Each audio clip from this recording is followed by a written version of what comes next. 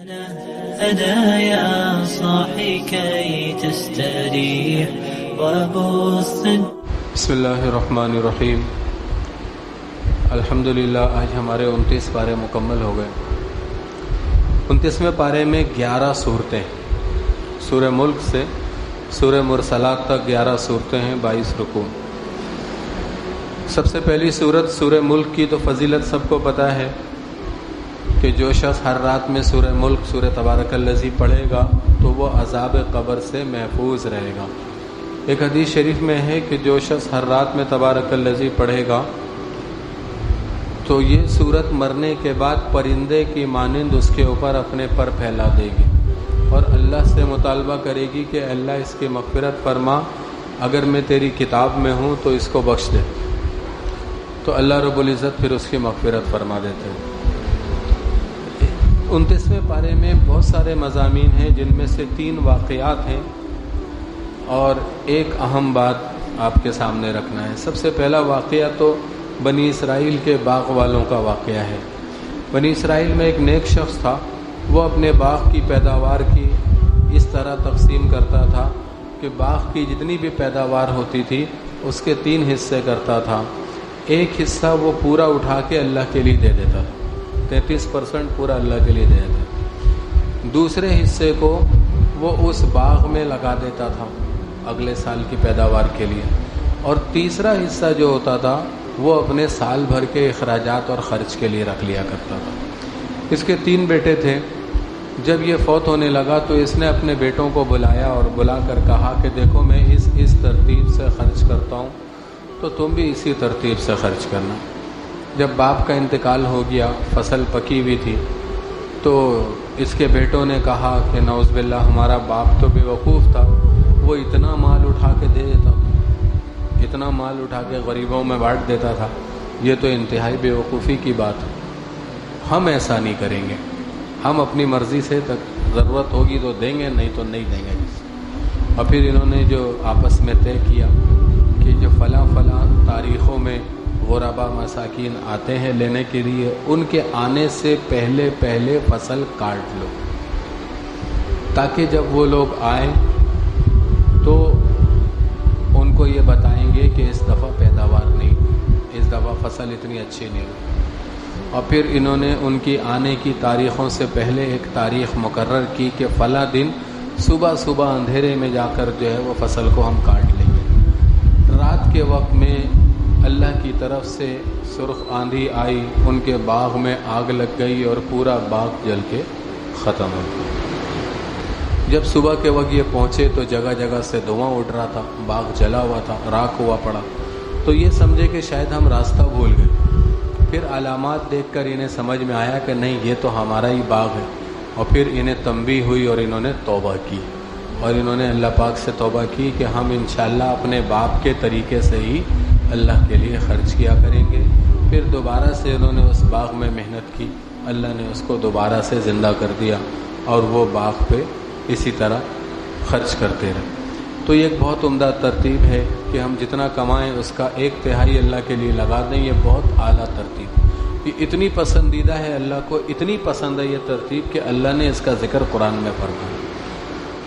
دوسرا واقعہ اس میں لیلۃ الجن کا ہے، جو 26ویں پارے کی تفسیر میں نے آپ حضرات کو بتایا تھا کہ لیلۃ الجن میں نبی کریم صلی اللہ علیہ وسلم کے پاس جنات آئے تھے اور انہوں نے جا کر اپنی قوم کی ہدایت کے لیے دعوت دی تھی. تو کچھ تذکرہ وہاں پہ ہے اور باقی تفصیل سورہ جن کے اندر ہے.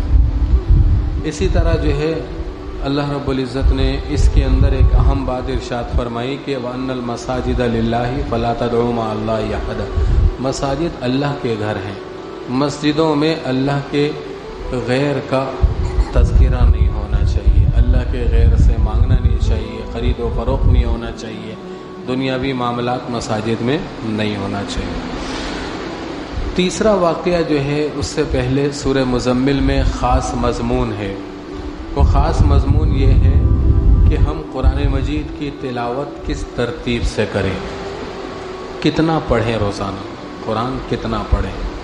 تو سورہ مزمل میں اللہ پاک نے ہمیں بتایا کہ ہمت ہو تو آدھی رات ہمت ہو تو آدھی رات قرآن پڑھنے میں گزارو، آدھی رات اپنے تقاضوں اور آرام میں گزارو۔ اتنی ہمت نہ ہو تو 1/3 رات، یعنی اگر 9 گھنٹے کی رات ہے تو 3 گھنٹے یہ قرآن مجید کی تلاوت میں گزارو۔ اور اگر اتنی بھی ہمت نہ ہو تو فقرؤوا ما تیسر من القرآن، جتنا تم سے ہو سکے وہ پڑھتے رہو، پڑھتے رہو، چھوڑنا نہیں ہے، زیادہ پڑھے کم پڑھیں، چھوڑنے کا سوال نہیں ہے، چھوڑنے کی اجازت نہیں ہے، پڑھتے رہو پڑھتے رہو۔ اللہ کے رسول صلی اللہ علیہ وسلم فرماتے ہیں اس کا مفہوم ہے کہ تم قرآن مجید پڑھتے رہو، اپنے بچوں کو پڑھاتے رہو، ایسا نہ ہو کہ تم اس پہ عمل اور اس کی تلاوت چھوڑ دو اور اللہ اس کے حروف کو تم سے اٹھا لے اور تم سے یہ چھین لیا جائے۔ تو اس لیے قرآن مجید کی تلاوت ہم روز کریں۔ اب اس کے لیے 2 طریقے میں اکثر درس قرآن میں آپ حضرات کے سامنے رکھتا ہوں، 2 طریقے ہیں۔ پہلا طریقہ یہ ہے کہ ہم ایک وقت 24 گھنٹے میں طے کر لیں کہ فلاں وقت قرآن کی تلاوت کا ہے، چاہے وہ 10 منٹ ہو، 15 منٹ ہو، آدھا گھنٹہ ہو، یہ قرآن کی تلاوت کو میں نے دے دیا، آدھا گھنٹہ 24 گھنٹے میں دے دیا، 23.5 گھنٹے میرے ہیں، آدھا گھنٹہ قرآن کا، یہ دے دیں۔ دوسرا طریقہ یہ ہے کہ نماز کے لیے آئیں تو ہر نماز کے لیے آنے سے پہلے اتنا پہلے مسجد میں آ جائیں کہ آپ وضو کر کے سنت پڑھ کے تھوڑی دیر بیٹھ کے تلاوت کر لیں، کم سے کم 4 صفحے پڑھ لیں، ہر نماز سے پہلے 4 صفحے پڑھ لیں تو 5 نمازوں میں 20 صفحے ہو جائیں گے اور 20 صفحوں کا 1 پارہ ہو جاتا ہے۔ ایک غیر حافظ کے لیے نصاب روزانہ 1 پارہ پڑھنا ہے، حافظ قرآن کے لیے نصاب 3 پارے روزانہ کے پڑھنے ہیں۔ تو اب اگر فجر کی نماز کسی کی چھوٹ گئی تو اٹھ کے پڑھے گا تو صحیح، تو نماز پڑھے، نماز کے بعد 4 صفحے پڑھ لے، کوئی مشکل نہیں ہے، سارے کاموں کے لیے وقت نکلتا ہے، قرآن کے لیے وقت نکالیں۔ تو یہ 2 طریقوں سے قرآن پڑھتا رہے۔ اب 2 جگہوں پہ اللہ نے چھوٹ دے دی ہم کو کہ اگر تم بیمار ہو جاؤ تو اللہ رب العزت جو ہے وہ تمہارے اس عذر کو دیکھتے ہوئے تمہیں درگزر کرے گا، اور اگر تم سفر پہ چلے جاؤ اور سفر میں اتنی مشقت ہے کہ تم پڑھ نہیں سکے تو اللہ رب العزت وہاں بھی تمہارے لیے درگزر کرے گا۔ تو قرآن مجید کی تلاوت کرتے رہو۔ دیکھیں ہم اللہ کے رسول صلی اللہ تعالیٰ علیہ وسلم سے کسی نے پوچھا، یا اللہ کے رسول صلی اللہ علیہ وسلم نے فرمایا اہتمام کے لیے، جس کا مفہوم ہے کہ تمہیں پتہ ہے اللہ والے کون لوگ ہیں، اللہ والے، اللہ کے خاص بندے کون لوگ ہیں؟ تو صحابہ نے عرض کیا کہ اللہ اور اس کے رسول ہی بہتر جانتے ہیں کون ہے۔ تو اللہ کے رسول صلی اللہ علیہ وسلم نے فرمایا کہ قرآن والے اللہ کے اہل ہیں، اللہ والے ہیں، اور اللہ کے خاص بندے ہیں، خاص بندے ہیں۔ بولتا ہے یہ کون ہے؟ یہ فلاں وزیر کا خاص آدمی، یہ فلاں ڈی ایس پی کا خاص آدمی، فلاں ایم پی اے کا خاص آدمی، مطلب یعنی اس کے ساتھ اس فلاں کی طاقت ہے۔ تو جو قرآن والے ہیں وہ اللہ کے خاص بندے ہیں، خاص لوگ ہیں، تو ان کے ساتھ اللہ کی طاقت ہے۔ اور قرآن والے کب کہلائیں گے؟ جب اس کے لیے ہم وقت نکالیں گے۔ دودھ والا کون ہے؟ جو دودھ کی دکان کو وقت دیتا ہے۔ کپڑے والا وہ ہے جو کپڑے کی دکان کو، کپڑے کے کام کو وقت دیتا ہے۔ ہر چیز کو وقت دیا جائے گا تو اس کی طرف منسوب کیا جائے گا۔ تو قرآن والے کون ہیں؟ جو قرآن کو وقت دیں گے۔ تو اس لیے جو ہے وہ قرآن کی تلاوت کرے۔ تیسرا واقعہ اس پارے میں سورہ دہر میں ہے۔ ایک دفعہ ایسا ہوا کہ سیدنا حسن اور سیدنا حسین رضی اللہ تعالیٰ عنہما شدید بیمار ہو گئے۔ یہ دونوں بچے بیمار ہوئے تو ماں باپ نے یہ منت مانی کہ یہ دونوں بچے صحت یاب ہو گئے تو ہم 3 روزے رکھیں گے۔ اللہ کے فضل سے دونوں صحت یاب ہو گئے تو حضرت سیدنا علی رضی اللہ تعالیٰ عنہ اور خاتون جنت حضرت فاطمہ الزہرا رضی اللہ تعالیٰ عنہ نے روزہ رکھنا شروع کیا۔ گھر میں کچھ تھا نہیں، فاقے پہ روزہ شروع کیا۔ پہلا روزہ رکھا، حضرت علی رضی اللہ تعالیٰ عنہ کام کاج کی تلاش میں نکلے تو ایک یہودی نے بتایا کہ تمہارے کرنے کا تو کام نہیں ہے، عورتوں کے کرنے کا کام ہے کہ یہ اون لے آؤ، اون لے جاؤ اور لے جا کر اس کا دھاگا بنا کر لے آؤ، اور اس کی اجرت 3 سا ایک برتن ہوتا تھا جس میں 3.5 سیر غلہ آتا تھا، 3 سا جو ملیں گے اس کی اجرت میں۔ تو یہ لے کر گھر آئے حضرت فاطمہ الزہرا رضی اللہ تعالیٰ عنہ نے اس سوت کو کاتا، اس سے دھاگا بنایا، 1/3 کا کام کیا۔ حضرت علی رضی اللہ تعالیٰ عنہ لے کر گئے، اس یہودی نے مزدوری میں سے 1/3 یعنی 3 سا میں سے 1 سا دے دیا۔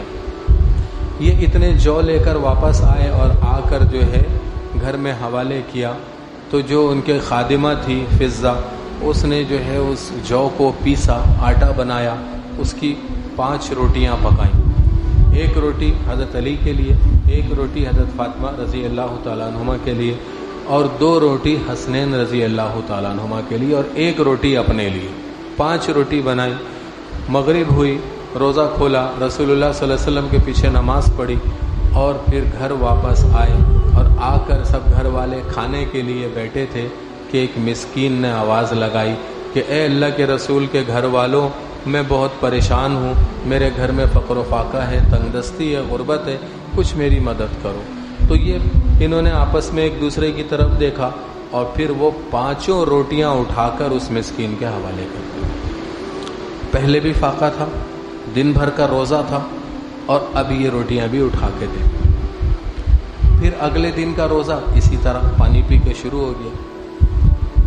پورا دن گزرا، اس پورے دن میں مزید 1/3 اون اور تیار کیا، اس یہودی کو لے جا کر دیا، اس نے پھر 1 سا جو دے دیے، ان جو کو لے کر آئے، اسے پیسا، اس کو پیس کے خادمہ نے 5 روٹیاں بنائی، اور کل کی طرح مغرب کے بعد جب یہ لوگ کھانے کے لیے بیٹھے ہیں، تو پھر ایک یتیم نے آ کے آواز لگائی کہ اللہ کے رسول کے گھر والوں، میں یتیم ہوں، میرے چھوٹے چھوٹے بہن بھائی ہیں، ہمارے پاس کھانے کو کچھ نہیں ہے، ہمیں کھانے کو کچھ دو۔ انہوں نے آج کی ساری روٹیاں اٹھا کے اس یتیم کو دے دی۔ پھر اس کے بعد جو ہے وہ اگلا دن، تیسرا دن، پھر فاقے سے روزہ شروع کیا، اور پھر پورا دن پھر وہ جو باقی بچا ہوا اون تھا وہ تیار کیا، حضرت علی تشریف لے گئے اور وہ جو لے کر آئے، پھر پیسا، اور پیسنے کے بعد اس کی پھر 5 روٹیاں بنائی، اور آج کے دن جب کھانے کے لیے بیٹھے ہیں تو ایک غلام نے آ کے آواز لگائی کہ اللہ کے رسول کے گھر والوں، میرا آقا مجھے کھانے کو نہیں دیتا، مجھ سے مشقت بہت لیتا ہے، میں بہت بھوکا ہوں، بہت پریشان ہوں، مجھے کچھ کھانے کے لیے دو۔ تو آج کی روٹیاں اٹھا کے اس کو دو۔ اب اگلا دن جو تھا، رسول اللہ صلی اللہ علیہ وسلم صبح تشریف لائے، اور اللہ کے رسول صلی اللہ تعالیٰ علیہ وسلم جب تشریف لائے تو حضرت فاطمہ الزہرا رضی اللہ تعالیٰ عنہ بھوک کی شدت سے کھڑی نہیں ہو سکی حضور صلی اللہ علیہ وسلم، اور آپ علیہ السلام اس حالت کو سمجھ گئے، آپ علیہ السلام کی آنکھوں میں آنسو آ گئے۔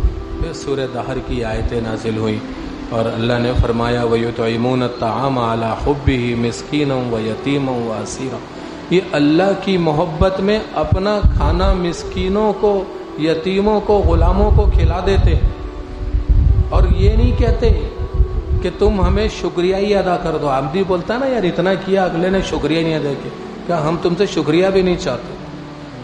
انما نطعمکم لوجہ اللہ، اللہ کی رضا کے لیے ہم نے تمہیں کھلایا، لا نرید منکم جزاء، تم سے بدلہ بھی نہیں چاہیے، ولا شکورا، اور کوئی شکریہ بھی نہیں چاہیے تم سے۔ انا نخاف من ربنا یوما عبوسا قمطریرا، ہم اس ناگوار دن کے عذاب سے ڈرتے ہیں اور اللہ کی پناہ میں آنا چاہتے ہیں۔ اللہ پاک نے فرمایا فوقاہم اللہ شر ذلک اليوم، اللہ نے ان کے لیے اس دن امن لکھ دیا ہے، اور ان کو اللہ رب العزت نے جنت میں اتنے اتنے درجات عطا فرمائے، وجزاہم بما صبروا، اور ان کے صبر کا بدلہ ان کو اللہ نے دیا جنتوں وحریرا، جنت اور ریشم، اور آگے اللہ رب العزت نے ساری نعمت جنت کی ان کے لیے بیان فرمائی، اور فرمایا کہ ان کو ان کا رب شراب طہور پلائے گا۔ یہ اللہ کے لیے خرچ کرنے کے فضائل ہیں۔ دیکھو، خرچ کرنے کے لیے ضرورت سے زائد ہونے کا انتظار نہیں کرو، ان کے پاس تھا نہیں، ان کے پاس وہ تھا جو پیٹ میں ڈالنے کا تھا، لیکن انہوں نے خرچ کر دیا، اللہ نے ان کی تعریف کی۔ ہم بھی اپنے پاس نہیں ہو تو بھی خرچ کریں گے تو ہماری مشابہت ان کے ساتھ ہوگی، جو جس کی مشابہت کرے گا اس کے ساتھ قیامت کے دن اٹھایا جائے گا۔ اللہ پاک ہمیں بھی ان حضرات کا اتباع نصیب فرمائے، اور ان کے جیسے اعمال کا ہمیں اللہ ذرہ بھی نصیب فرما دے، تو انشاءاللہ ہمارا بیڑا پار ہو جائے گا۔ اللہ پاک ہم سب کو عمل کی توفیق عطا فرمائے۔ اللہم لک الحمد کما انت اہلہ وصلی علی سیدنا مولانا محمد کما انت اہلہ وفعل بنا ما انت اہلہ انک اہل التقوی واہل المغفرہ۔ یا اللہ یا رحمان یا رحیم، یا اللہ ہمارا بیٹھنا قبول فرما، کہنا سننا قبول فرما، کمی کوتاہی غلطیوں کو معاف فرما۔ جناب نبی کریم صلی اللہ علیہ وسلم نے اتنی خیر کی دعائیں مانگی، وہ خیر ہمیں بھی نصیب فرما۔ اتنے شرور سے پناہ چاہیے، ان سے ہمیں بھی پناہ عطا فرما۔ صلی اللہ تعالی علی خیر خلقہ محمد و آلہ و اصحابہ اجمعین۔